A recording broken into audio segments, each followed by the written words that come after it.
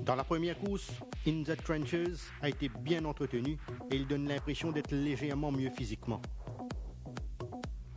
Emerald Victory, que vous apercevez à l'intérieur de Coolwater, possède suffisamment de fitness pour débuter, même s'il compte encore une marge de progression.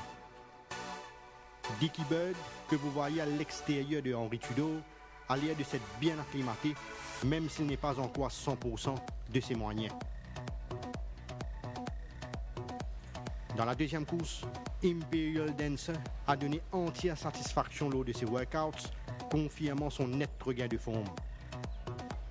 Joel Steiger est un coursier en constant progrès et il est toujours très bien dans sa peau.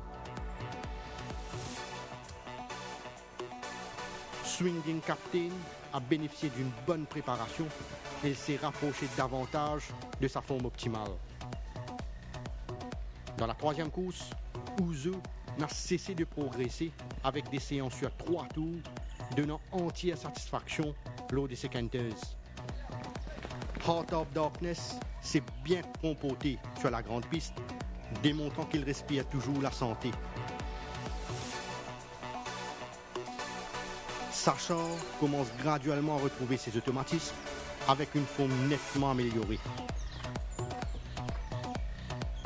Dans la quatrième course, Friend Request a été bien préparé et son travail sur la grande piste a souvent été très plaisant. Galtero a été patiemment entraîné et des signes positifs ont été notés concernant sa progression. Chove of Angels a progressé de façon plaisante et il est fin prêt pour la compétition. Dans la cinquième course, Racing for Fun a été soumis à un entraînement méthodique et c'est un coursier qui est vraiment dans une forme sublime actuellement. Ideal Secret donne l'impression d'avoir encore progressé avec une bien meilleure forme que la dernière fois. Malak El Moulouk n'a effectué que du maintenance work, bénéficiant pleinement de l'environnement de Floréal pour récupérer.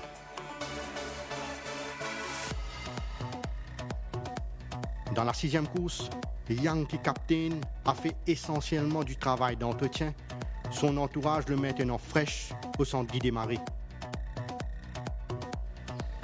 Prince of Thieves a effectué un bref passage à Floréal et c'est un coursier qui semble avoir retrouvé son meilleur niveau.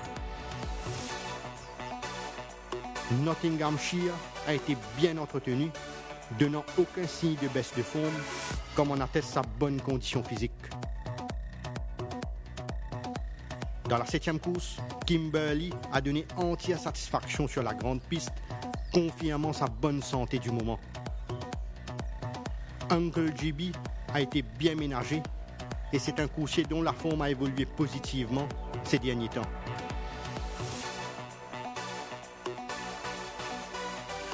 Biométrique est beaucoup mieux dans sa peau, son entourage se montrant très patient avec lui afin qu'il retrouve ses moyens.